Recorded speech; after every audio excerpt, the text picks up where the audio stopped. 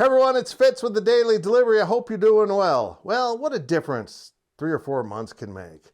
Not too long ago, in this summer, the Big 12 was a mess. It was dead in the water. Everyone was poo-pooing the Big 12. It was a matter of time before it was all blown up because Oklahoma and Texas were taking their prolific football programs and going to the SEC. Well, it hasn't worked out quite as those schools planned. Texas, as we know, went 5-7 this season, lost 6 straight, including the first one to Oklahoma, and had a chance at a good season, but stunk and finished towards the bottom of the Big 12, which doesn't exactly prepare you for the SEC.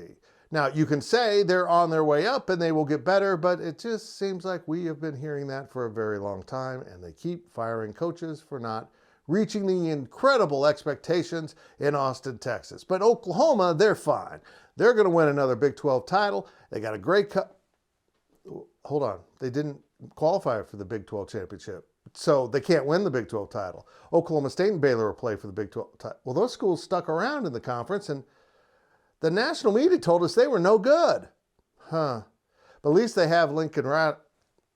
Then on Sunday, Lincoln Riley left for USC. Now, as I record this, I don't know the amount of money, but I hear it's a lot more than I make by about a lot. Hey, it's okay, Oklahoma. You can just tell yourselves that Lincoln Riley was scared of the SEC and he ran off. If that makes you feel better, just go with that. Bob Stoops might come out of retirement because he's not scared of anything. Plus, he wants another big paycheck or two. Lincoln Riley went to the Pac-12 because the door is wide open for conference championships and berths in the college football playoff. Meanwhile, in the SEC, nobody in the SEC has a secure job except maybe a guy named Saban and, ironically, a guy named Stoops who seems to be getting it done at Kentucky. Maybe he ends up in Oklahoma.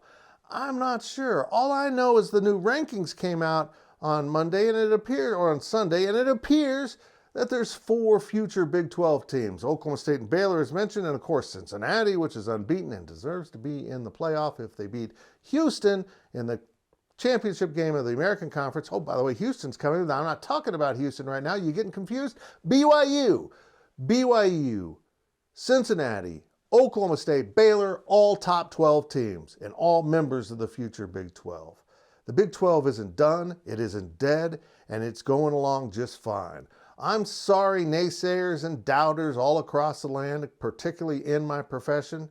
The Big 12 is going to be just fine, even if they don't have any of those big traditional names that you have to say, that's a good football team.